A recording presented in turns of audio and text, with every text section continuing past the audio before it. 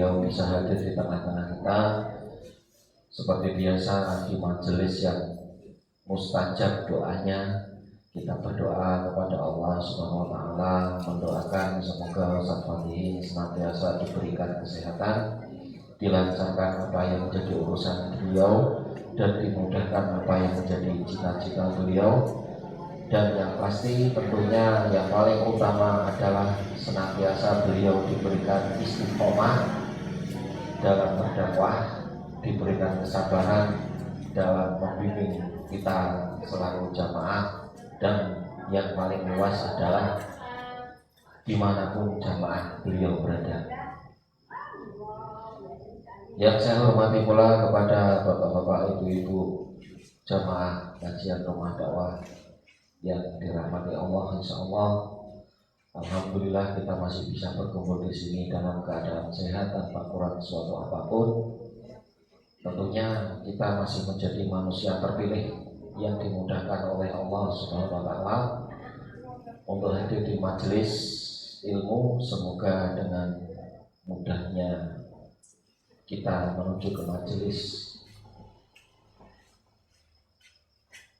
bersamaan pula dosa-dosa kita juga dihapus oleh Allah dengan cara yang mudah. Amin ya rabbal alamin. Langsung saja seperti biasa, ada 4 agenda yang akan kita bawakan pada malam hari ini, yaitu pembukaan, yang kedua nanti ada kajian ilmu, yang ketiga nanti ada doa penutup yang akan dipimpin oleh Ustaz Fatihin, dan yang keempat nanti ada lain-lain. Langsung saja menuju acara yang pertama, yaitu pembukaan. Yang saya hormati kepada para jamaah semuanya, marilah kita buka kajian pada malam hari ini dengan bacaan basmalah bersama-sama. Bismillahirrahmanirrahim. Untuk selanjutnya yaitu kajian ilmu tentang, kita masuk ke bab yaitu materi tentang penghuni neraka.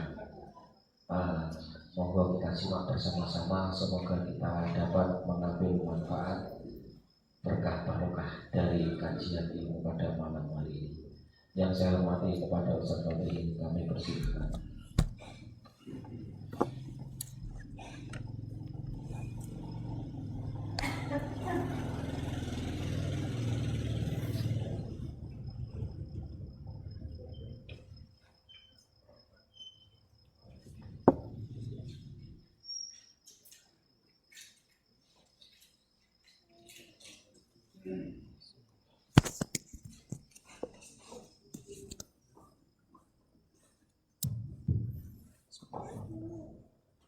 Assalamualaikum warahmatullahi wabarakatuh.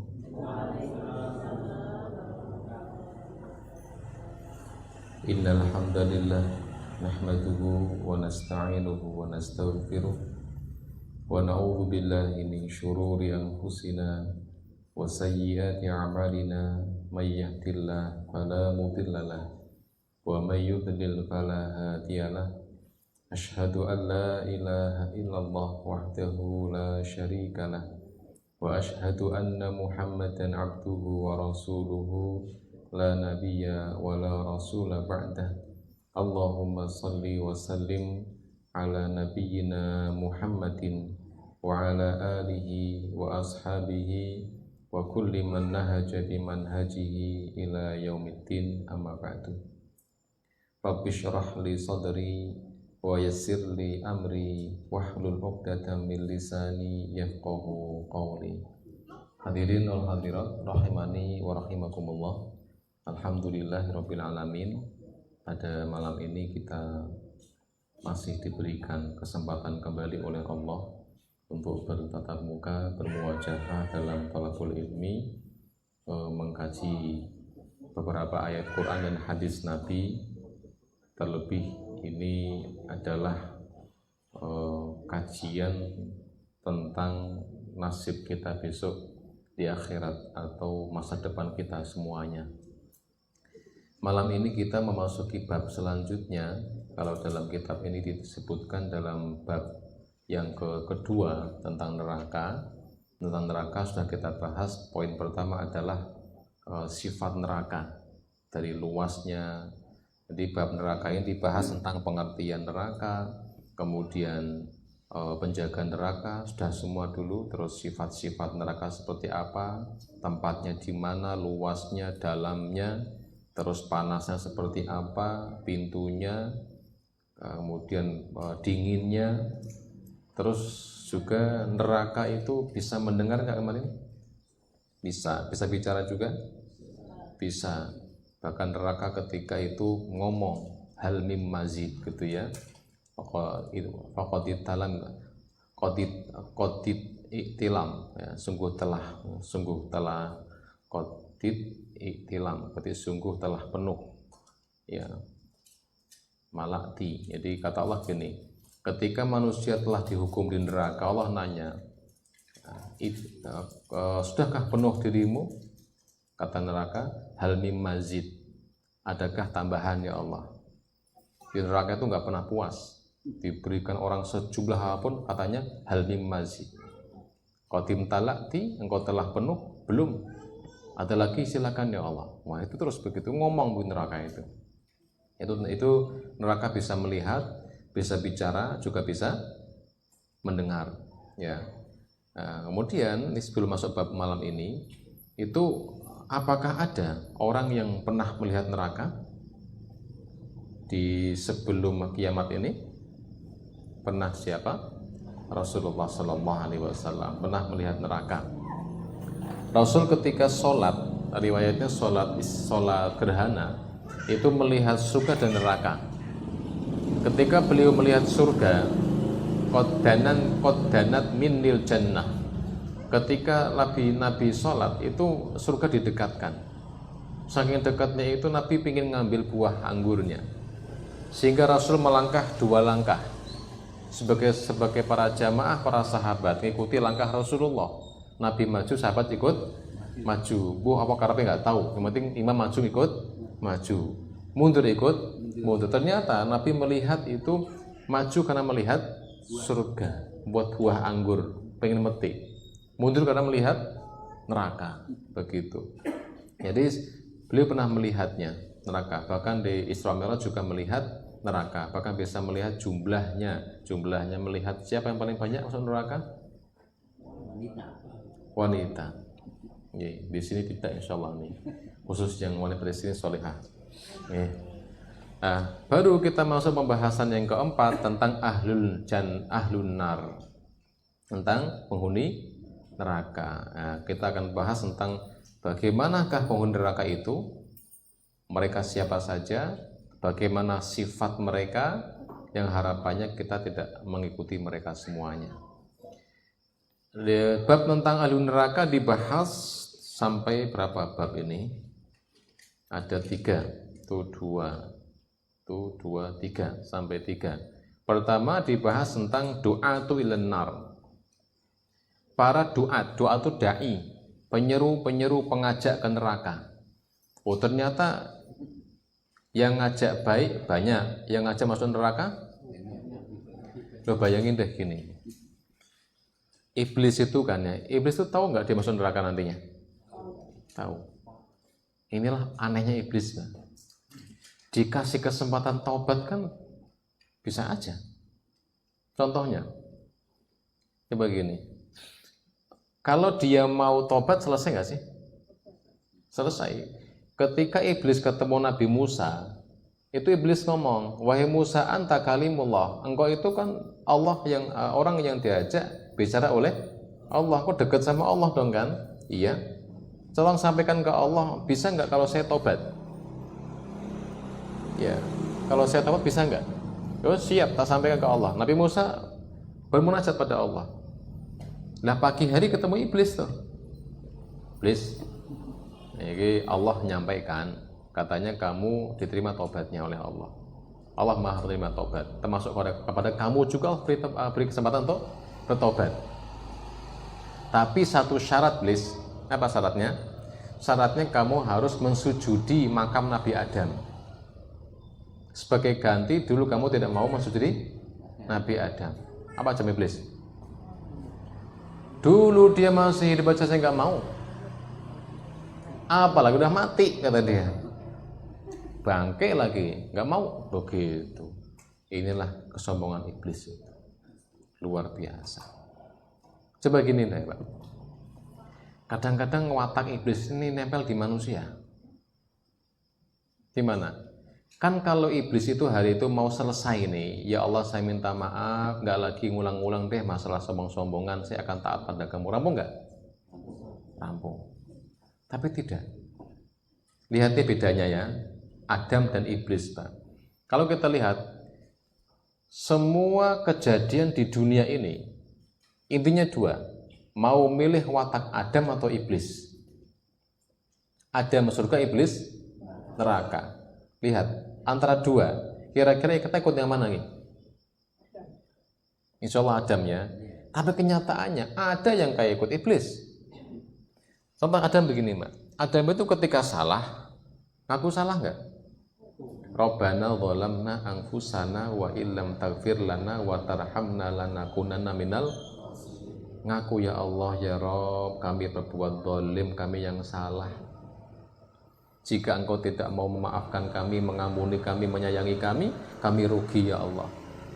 Sadar dia salah, itu Adam. Sadar dia salah, minta ampun. Padahal kalau mau ditelisik, sebenarnya salahnya nggak mutlak di Adam, Pak. Kenapa? Karena hari itu iblis yang menggoda, yang hari itu memfitnah. Adam kan ketemu iblis di surga itu, apa kata iblis? Innilaka minan nasihin. Aku penasehatmu wahai Adam. Aku tuh utusan Allah untuk nasihati kamu. Akhirnya si Adam itu makan buah atas nasihatnya iblis. Makanya ketika Allah negur, Allah menemukan Adam makan buah itu, ditanya kan, kenapa makan buah ini kamu? Apa kata Adam? Ya Rabbi, innila adzunnu anna ahadan yahlifa bika kadiban. Ya Allah, saya nggak pernah menyangka kalau ada makhluk ciptaanmu kok bisa-bisanya bersumpah dengan namamu tapi berdusta. Dia bilang demi Allah, aku tuh nasihat bagimu, aku tuh utusannya Allah. Allah nyuruh saya menyuruh kau makan buah itu. Coba kalau jenengan di posisi Adam dimakan nggak Pak? Dimakan nggak? Nah kan sudah ngomong ini saya Allah. Kan hari itu kan Adam posisi iblis masih malaikat tadi itu. Masih jadi apa namanya? Masih ya tinggal di sana lah ya. Karena dia mantan jenderal juga kan. Gitu. Apa? Bayangin deh kalau yang itu ngomong ke jenengan iblisnya. Percaya nggak? Adam itu kan polos Pak. Sifatnya kan menerima apa? Jujuran lah orangnya itu. Ya Allah, saya nggak pernah menyangka ada makhlukmu itu yang mencatut namamu. Udah demi Allah kok sampai bohong ya Allah. Coba, itu watak iblis nyampe ke sini nggak nih? Orang yang bersumpah dengan nama Allah tapi bohong, ada nggak? Nah itu sifat iblis mulai kelihatan. Kemudian iblis tahu Adam itu kan taubat, Allah ampuni kan? Allah kasih sebuah solusi. Apa kata Allah? Ya, ihbitu minha jami'a fa imma ya'tiyannakum minni huda faman tabi'a hudaya fala khaufun 'alaihim wa lahum yahzanun. Dam, ini Dam, aku tahu kamu itu salah tapi salahnya enggak pati berat lah.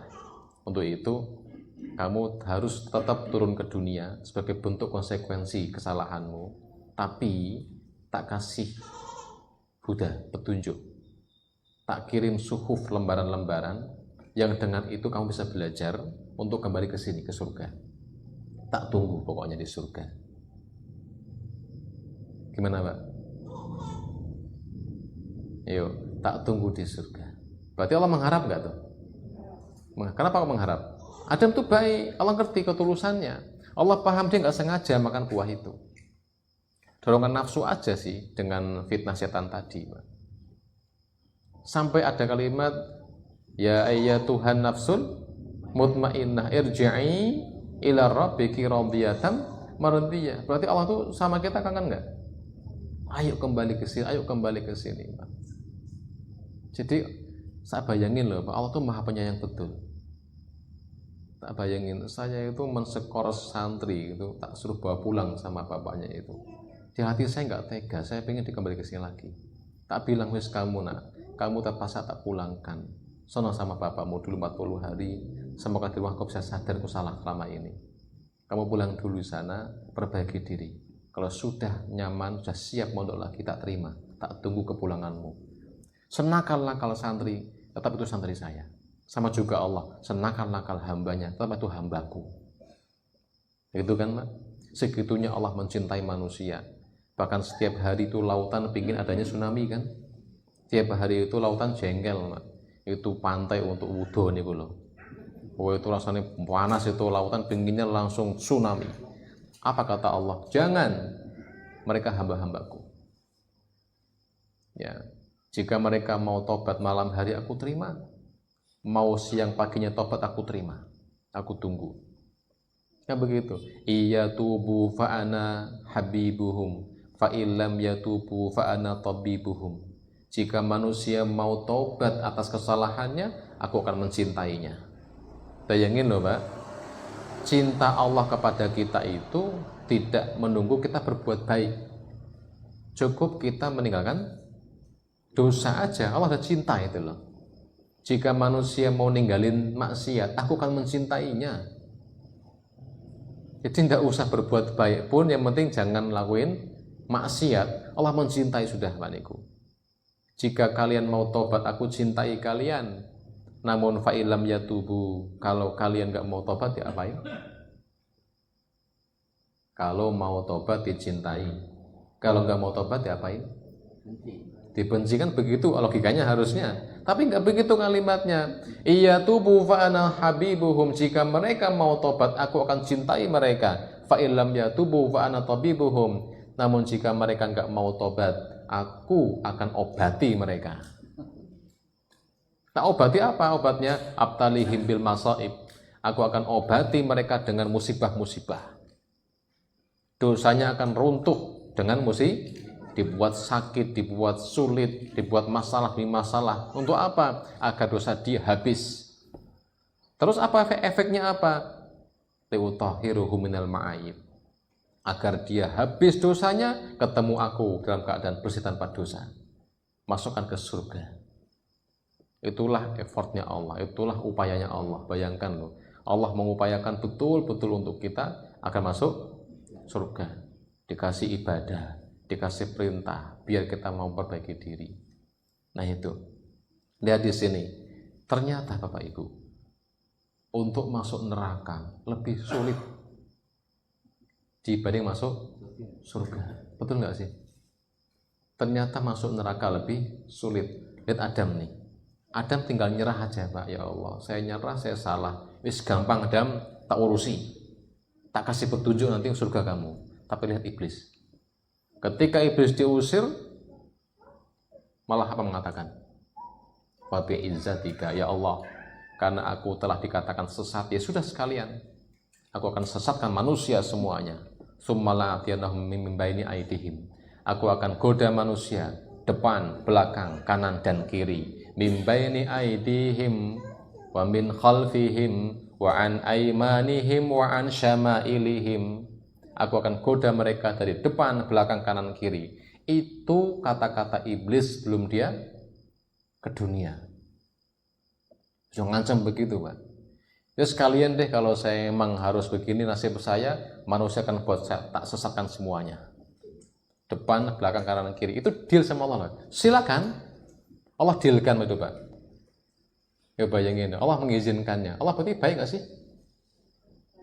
Kok mengizinkan menggoda kita? Iblis? Disitulah iblis bodoh. Iblis gak ngomong dari atas. Cuma depan, belakang, kanan kiri, langsung deal iblis ya, deal, rampung. Berarti kamu gak ada kekuasaan menggoda dari atasnya. Atas itu aku, hidayah. Coba bayangin nih, kecelik gak dia? Goda depan, belakang, kanan kiri, atasnya gak bisa dia goda. Itu atas adalah langsung hidayah dari Allah, petunjuk dari Allah sendiri. Nah bayangin deh, kalau iblis hari itu tidak mengambil keputusan untuk di sisi oposisinya Allah, dia capek nggak sih Mas sekarang? Coba jangan tahu nggak, iblis capek nggak sih Pak? Capek nggak dia? Kalau pengen tahu iblis capek, membaca kitab Talbisul Iblis. Itu kitab Imam Ibnu Jauzi itu membahas tentang bagaimana program-program iblis dalam menggoda manusia. Betul planning luar biasa Pak. Perencanaannya matang. Tiap hari itu iblis harus menerima laporan-laporan Pak. Capek nggak itu? Capek. Laporan, iblis ini setan. Bahkan keterangannya Pak, setiap setan yang di iblis utus untuk menggoda manusia itu harus rampung 40 tahun dulu sekolahnya. Berarti iblis punya tugas ngajari setan 40 tahun per setan. Khusus dididik. Khusus ini setan yang ngajari zina. Fakultas perzinahan. Ahli di situ, S1-nya perzinahan. 40 tahun berarti S3 doktor itu sudah. S3. Ini fakultas permirasan. Nah, ini ahli di bidang ngajak minuman keras. Ini fakultas pengerumpian, pegibahan, itu ahli bilang situ tuh. Ini fakultas apa lagi? Perjudian, lengkap. Mereka tahu bagaimana cara menggoda manusia. Bayangin 40 tahun tuh S berapa itu sudah. Dan sungguh-sungguh betul. Sampai ahli di bidangnya baru magang goda manusia. Jadi nggak bisa. Maka ada hadis kan, apa kata Rasul, inna iblisa, sesungguhnya iblis itu ya do'u arsyahu alal ma, meletakkan singgasananya di atas air. Disitulah iblis punya semacam rektoratnya, ya kantor rektoratnya. Iblis nunggu, ada datang setan, iblis saya sudah goda manusia begini begitu macam-macam itu. Apa kata iblis? Belum apa-apa. Iblis saya sudah goda manusia sampai dia minum miras, biasa. Iblis saya sudah goda manusia sampai dia itu bunuh orang, biasa. Yang ketiga, iblis ma taraktu hatta ufarriqu bainal mar'i wa zawji. Aku telah goda orang sampai dia cerai sama istrinya. Nikma anta, kau paling hebat. Top kamu ini. Ini. Maka dibuatlah khusus satu divisi Dasim itu spesialis semacam tentara khusus. Ya betul, iblis itu sampai fokus betul di situ Pak. Jadi dia itu membentuk khusus divisi Dasim itu agar manusia banyak yang cerai. Kenapa? Karena kalau hanya miras, hanya bunuh itu hal yang langsung selesai. Kalau cerai itu efek kemana-mana. Anaknya nggak karuan, istri, semua kacau semua itu akhirnya. Maka dia buat tuh divisi khusus, Dasim namanya. Capek nggak sih iblis Pak? Tiap hari loh laporan, capek nggak sih? Bayangin kalau dia dulu cuma, ya Allah ampun saya tobat, rampung nggak selesai? Nggak selesai, di surga lagi nyaman, tapi nggak, lebih milih jalan capek, mengkoordinir, mengatur, gitu ya. Bayangin itu kayak apa capeknya iblis. Itu pengen masuk neraka. Secapek itu Pak. Ya makanya iblis kasihan ya. Maka akhirnya kalau kita lihat semua kejahatan itu ke iblis wataknya persis. Sombong, Fir'aun kayak iblis kan. Dengkinya orang Yahudi kayak iblis. Tahu dengki? Orang Yahudi itu bukan orang yang bodoh, dia pintar-pintar. Dia tahu Nabi Muhammad itu Nabi. Kenapa nggak diikuti? Hasadan min indi anfusihim. Dengkinya mereka dengan Nabi Muhammad. Kenapa? Kok Nabi terakhir bukan dari Bani Israel? Dengki mereka itu. Kedengkian, putus asa, plek sama iblis. Ya. Hadirin hadirat rahimakumullah. Ya ternyata berbuat baik sama berbuat jahat itu capek mana? Jahat. Coba ini yang pengalaman berbuat jahat ya. Dengan yang berbuat jahat dulu miras atau apapun sama sekarang ikut ngaji itu sebenarnya capek mana? Jadi pengalaman. Miras, judi itu tiap malam jam berapa pulang itu? Pulang jam berapa? Jam 1, jam 2, jam 3, malah jam 3 tuh pulang gitu Mas. Capek nggak itu? Habis-habisan waktunya, tenaga habis-habisan. Dapat neraka. Lah ngaji paling jam 9 rampung kok. Itu pun boleh ngantuk. Bayangin itu. Enak kan?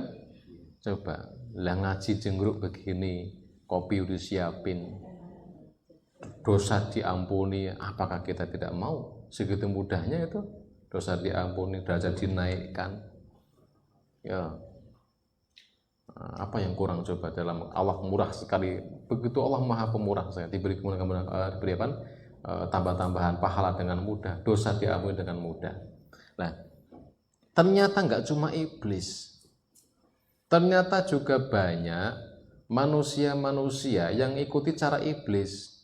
Mereka mau capek seperti iblis capek. Repot mengkoordinir manusia untuk biar jahat. Ayo, Pak. Untuk masuk neraka sudah capeknya, Pak. Ada. Coba kita lihat siapa mereka. Nah, bab pertama di pembahasan ahlun nar, calon penghuni neraka adalah yaitu ad-du'atu ilan nar, para penyeru-penyeru ke neraka, pengajak-pengajak neraka. Udah tahu itu neraka, ngajak-ngajak orang lagi, Pak. Ayo nih, ada begitu nggak sih? Yang pengalaman nih, udah tahu itu nggak baik, ngajak orang, ada begitu nggak? Ada. Kalau surga baik, ngajak itu kan pantas ya.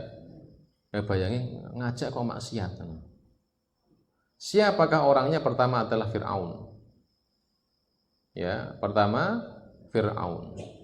Apa kata Allah Al-Qasas 41? Wa ja'alnahum a'immatan yad'una ilan nar, dan kami jadikan mereka para pemimpin yang mengajak ke neraka. Pemimpin ngajak ke neraka. Kata Ibnu Jarir dalam tafsirnya mengatakan, yaqulu ta'ala dzikruhu wa ja'alna fir'auna wa qaumahu a'immatan ya'tamma bihim ahlul utuwi 'alallahi wal kufri bihi yad'una an-nasa ila amali ahlin nar. Yakni Fir'aun dan kaumnya itu sebagai pemimpin bagi orang-orang yang sombong terhadap Allah dan kafir kepadanya. Mereka mengajak manusia untuk masuk neraka. Fir'aun tahu jalannya jalan kesesatan, Pak. Dia ngerti. Karena setiap orang itu punya hati, hati itu kan karena kebaikan, punya fitrah. Sejahat-jahat orang itu mesti punya nama Allah di hatinya. Buktinya Fir'aun ketika tenggelam dia manggil siapa? Allah. Coba sih, sejahat-jahat orang itu masih ada rasa hati pingin baik, betul nggak? Mungkin belum waktunya, mungkin teman-temannya belum dukung, kondisinya susah, gitu, Pak. Tapi hati mesti baik. Nah, Fir'aun tuh tahu dia salah, tapi malah ngajak orang berbuat salah. Maka kata Allah, yakdumu qaumahu yaumal qiyamati fa'auradahumun nar. Maka Fir'aun mendahului kaumnya pada hari kiamat, lalu memasukkan mereka ke dalam api neraka. Berarti besok orang yang ngajak masuk neraka itu yang dorong masuk neraka, ditarik, Pak. Jadi persis di dunia dia yang ngajak, maka besok yang buat masuk neraka siapa? Orang ini. Contoh, surat Al-Lahab hafal semua ya? Coba Al-Lahab hafal, coba tes. Tabat yada abi lahabim, terus ma'agna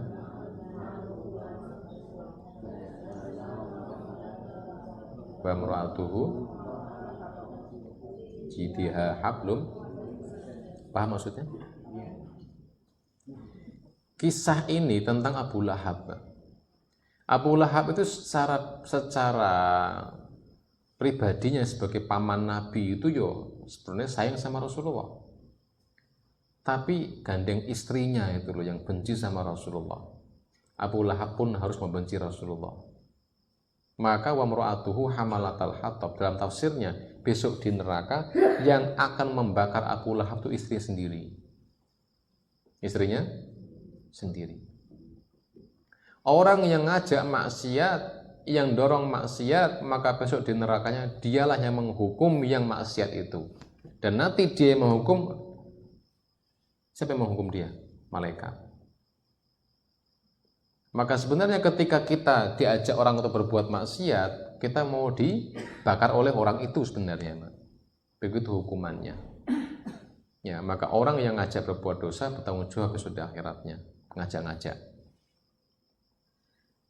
Dari Hud ayat 98 ini, Imam Ibnu Katsir menjelaskan begini, kama annahum ittaba'uhu fid dunya, sebagaimana dulu mereka mengikutinya di dunia, wa kana muqaddimahum wa raisahum, dan mereka yang diikuti sebagai pemimpinnya, kadzalika huwa yakdumuhum yaumal qiyamati ilan nari jahannam. Begitulah yang para pemimpin tadi akan mendahului dan mengajak mereka semua masuk neraka jahanam.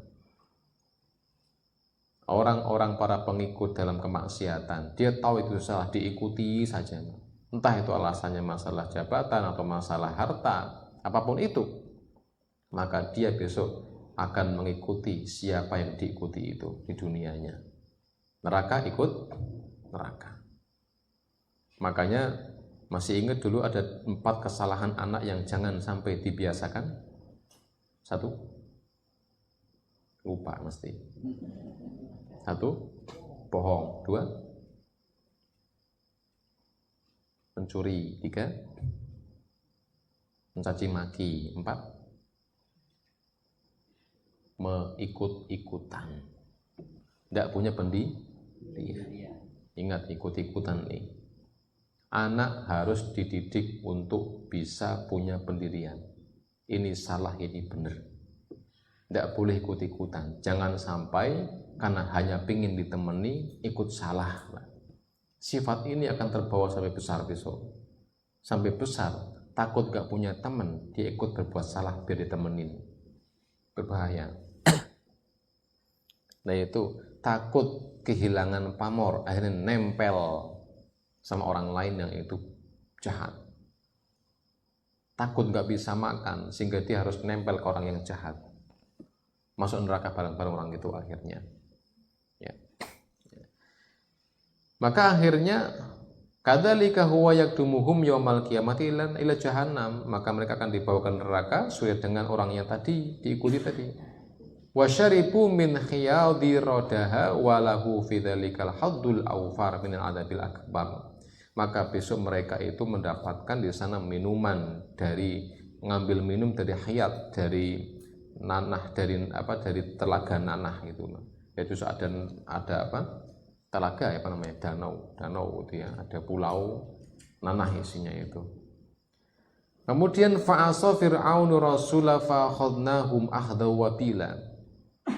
Al-Muzammil 16 sebutkan, maka Fir'aun mendurhakai para rasul, yaitu Nabi Musa, lalu kami siksa dia dengan siksaan yang berat. Maksudnya gimana tafsirannya? Gini, bahwa besok para pemimpin, orang-orang yang ngajak berbuat jahat, itu pasti dia akan merasakan yang pertama siksaan, dan dia akan melihat bagaimana pengikutnya akan disiksa seperti dirinya itu. Ini pertama, siapa? Fir'aun. Kedua, yang ngajak kepada kemaksiatan siapa? Setan.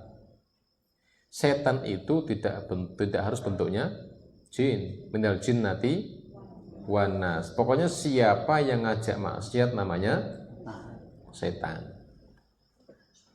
Tapi setan itu kayaknya lebih ngeri yang nampak deh. Ada kuntilanak, gundurwo, terngesot, apalagi sih? Pokoknya kalau Indonesia kan lengkap ya. Kalau Amerika kan paling Dracula tok kan adanya. Dracula, Casper. Apalagi itu kalau Cina vampir tok kan udah terbatas. Apalagi kalau Indonesia lengkap itu. Yang cewek ada tadi ngesot, terus lagi sundir bolong, kuntilanak, sing tuwa yo mak lampir, ngono kan nggih.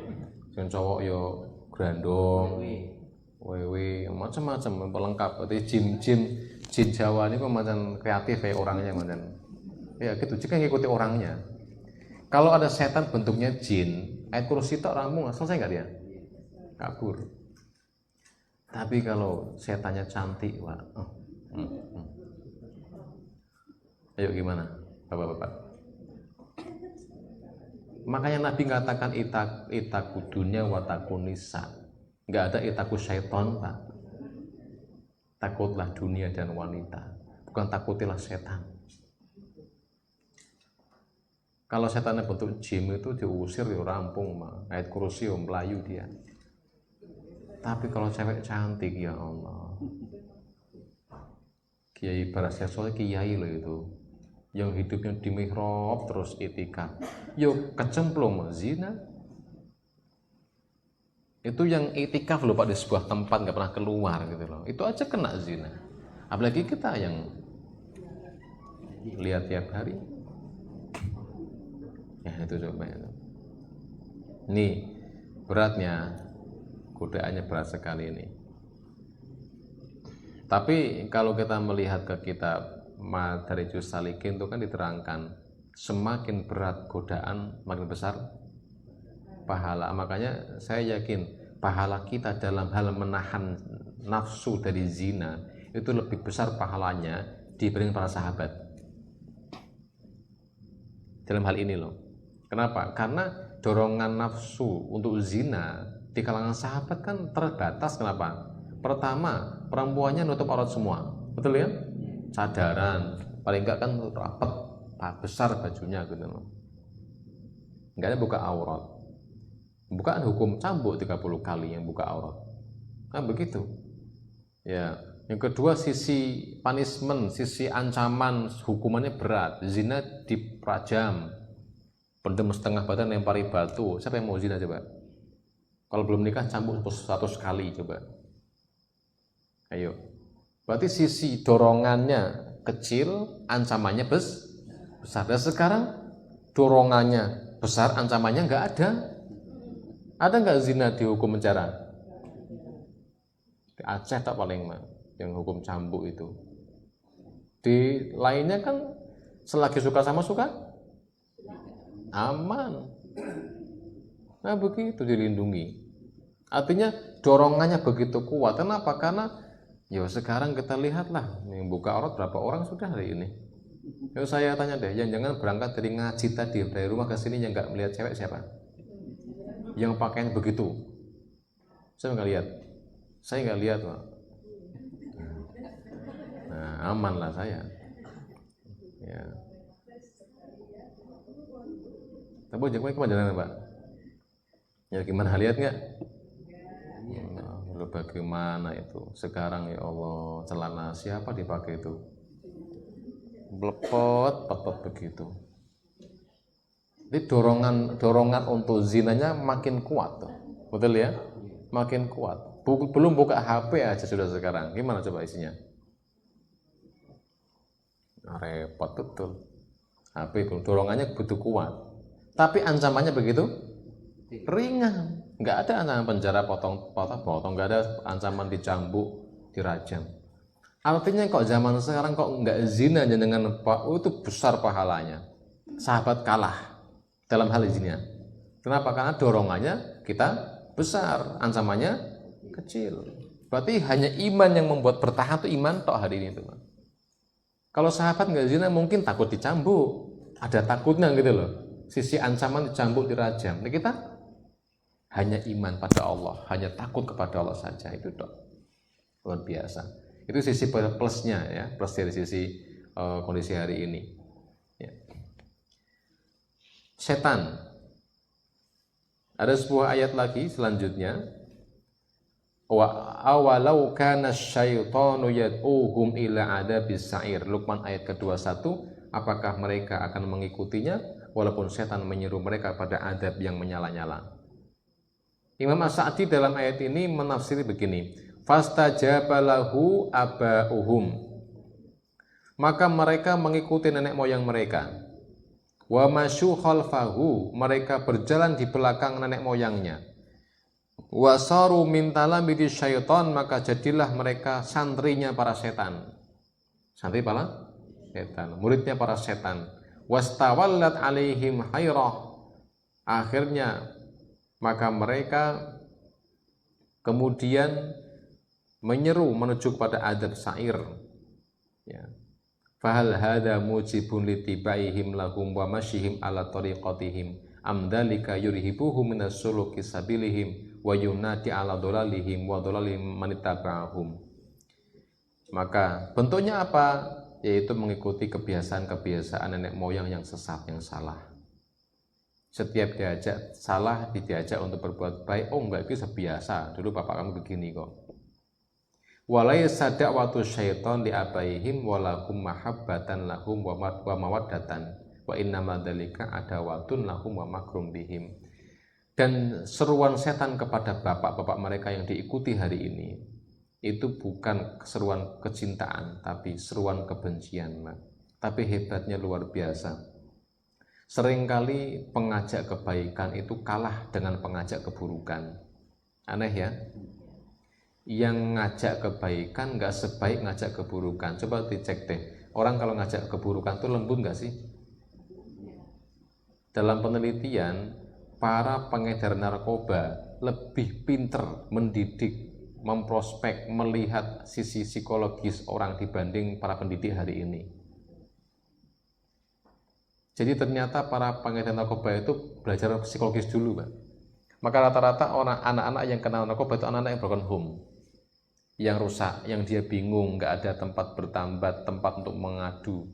Kesempatan lah, sini ngadu sama saya aja, ada masalah apa? Klop, nyaman, oh enak ya sudah, di WA juga nyaman, komunikasi dengan baik. Akhirnya wis iki sejal, nyajal sekali, kok penak oh, itu terus melanggan, kecanduan.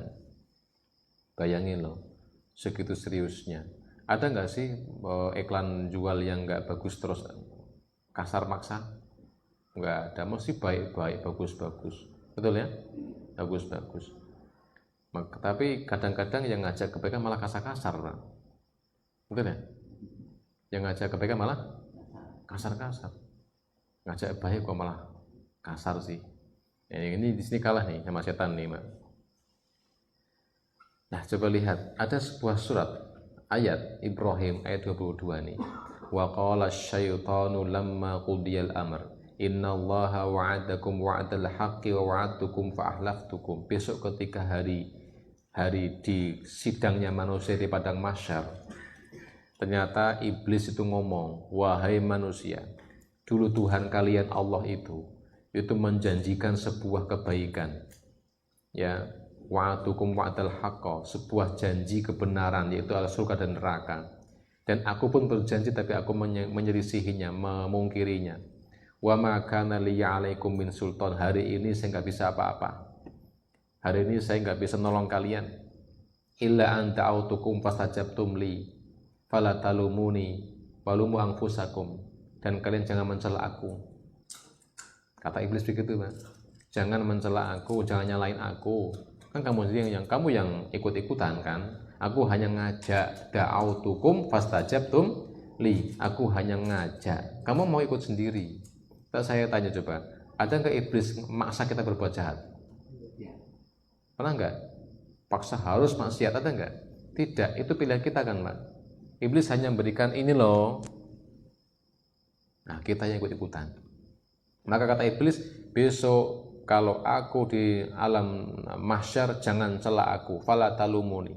Jangan mencaci maki aku. Walumu anfusakum, celah diri sendiri, hina diri sendiri.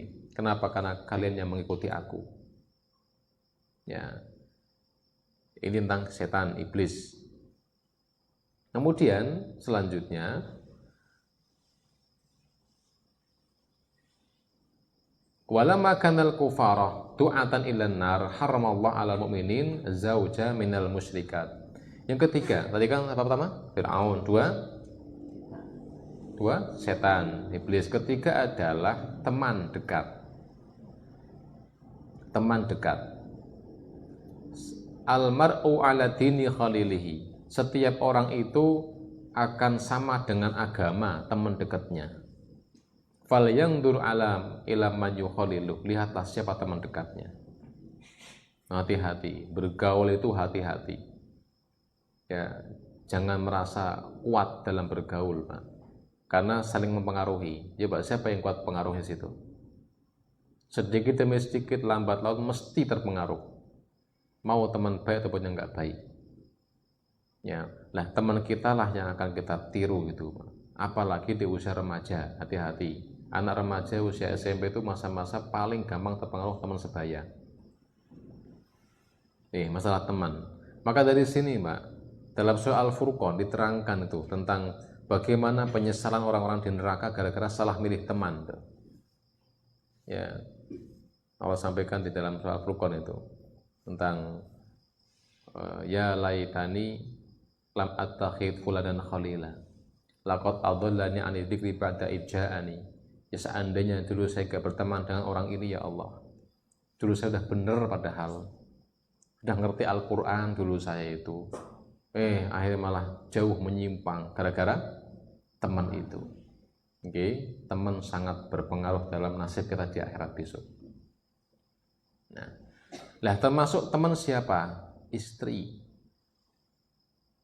Ya, itulah alasannya kenapa memilih wanita yang solehah di rumah tangga, karena istri itu sangat mempengaruhi tadi contoh siapa? Abu Lahab.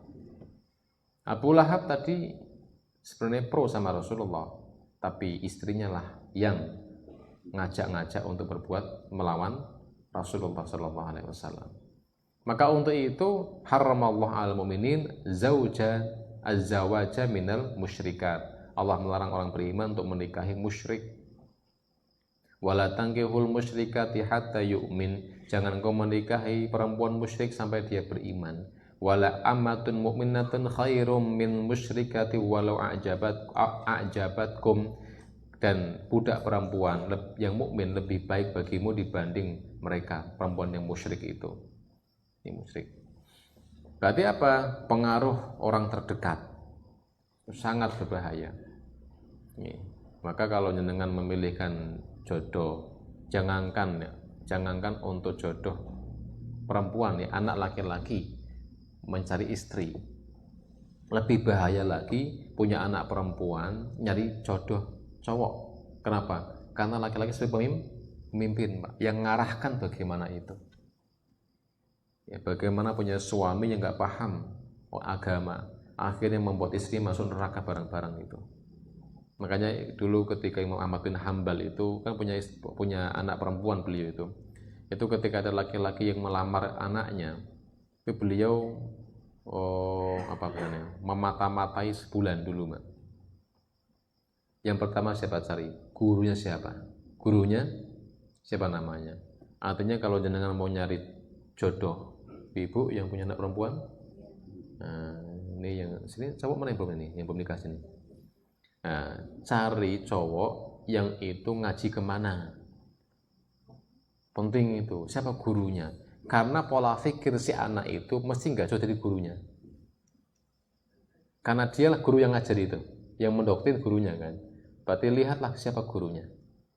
Berarti guru sebagai ukuran untuk menilai si anak itu. Ya, pertama itu guru. Kedua teman. Main kemana? Sama siapa mainnya? Dicek gitu. Begitulah beliau Muhammad tuh. Nyari teman-teman siapa?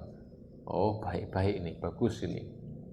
Ketika orang tua, cek orang tuanya kayak apa pemahamannya. Nah, 3 itu. Guru, teman, orang tua. Ini pengaruh besar dalam si anak itu.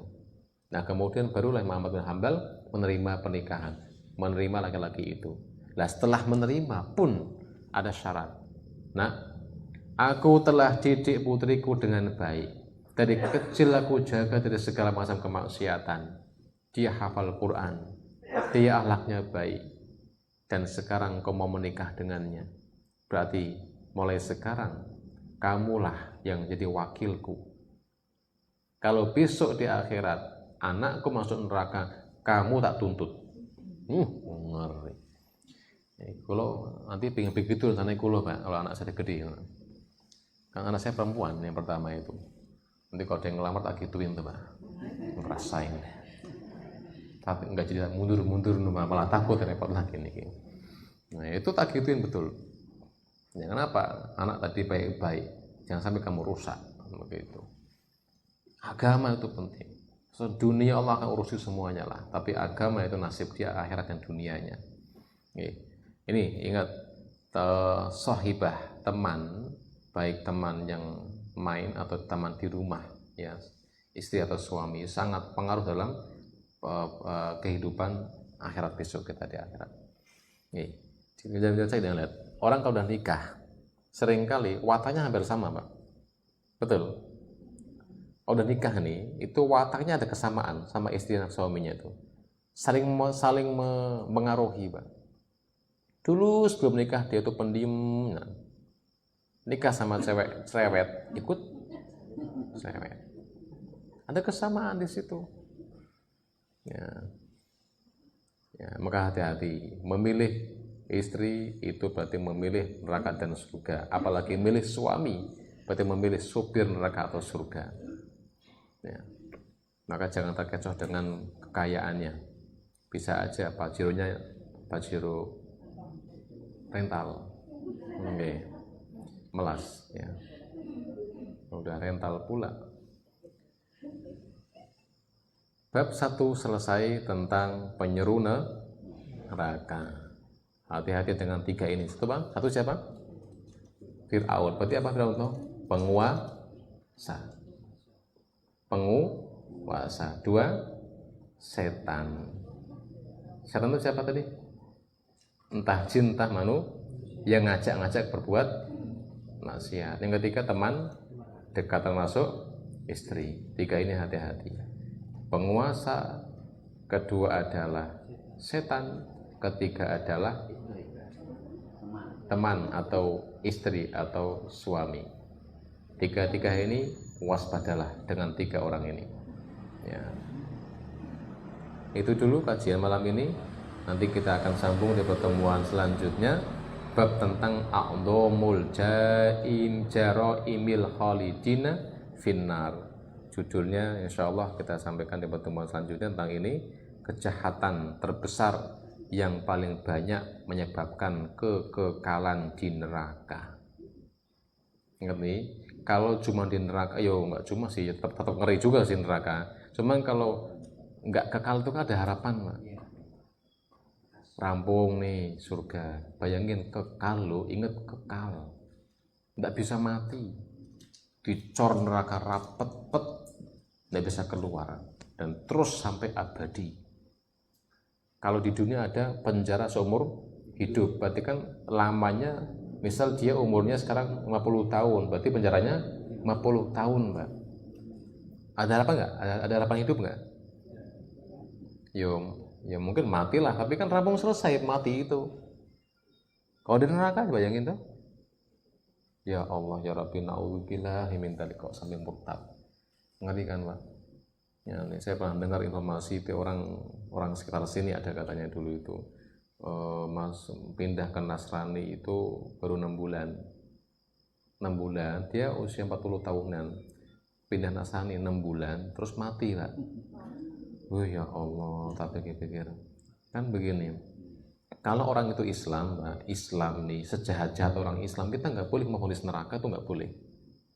Oh, dia mati lagi maksiat, lagi dia Muslim, kita nggak boleh neraka, itu nggak boleh, Pak. Tapi kalau dia kafir memang, non Muslim memang mati, emang ngasih neraka ngomongnya, pasti neraka dan abadi, nggak ada maaf. Perampok, pelacur pun ya neraka mungkin duluan, tapi ada harapan masuk surga. Lah kita akan bahas pertemuan lain ini tentang dosa-dosa apa yang paling banyak membuat orang masuk neraka kekal abadi. Semoga kita tidak termasuk ke dalamnya. Ya, apa saja? Yuk sabar, tunggu selanjutnya. Ya, jangan absen di pertemuan selanjutnya. Ya. Sekian kajian malam ini, semoga bermanfaat. Mohon maaf jika ada kesalahan, ditutup dengan doa. A'udzubillahi minasyaitonirrajim. Bismillahirrahmanirrahim. Alhamdulillah rabbil alamin, hamdan syakirin, hamdan na'imin, hamdan yuwafi ni'amahu wa yukafi'u mazidah. Ya Rabbana lakal hamdu kama yanbaghi li jalali wajhikal karim wa 'azimi sultani. Allahumma salli wa sallim ala nabiyyina Muhammadin wa ala alihi wa sahbihi wa sallam.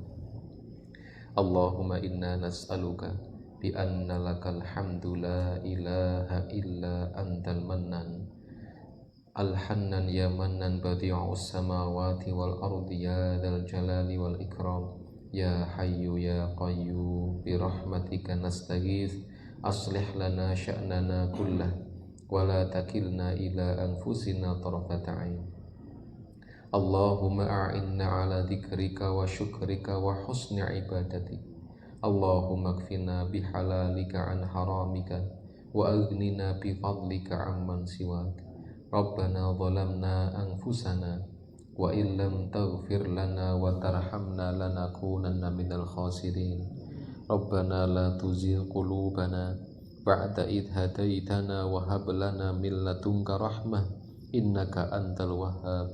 Rabbana hab lana min azwajina wa dhurriyyatina qurrata a'yun waj'alna lil muttaqina imama. Allahumma inna nas'aluka salamatan fid din wa afiyatan fil jasad wa ziyadatan fil ilmi wa barakatan fil rizqi wa taubatan qabla al maut wa rahmatan 'indal maut wa maghfiratan ba'dal maut.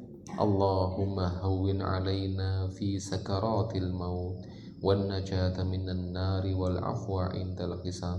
Rabbana atina fid dunya hasanah wa fil akhirati hasanah wa qina 'adzaban nar. Subhana rabbika rabbil 'izzati 'amma yasifun wa salamun 'alal mursalin walhamdulillahi rabbil alamin. Aqulu qouli hadza fastaghfirullah li wa lakum. Wassalamu alaikum warahmatullahi wabarakatuh.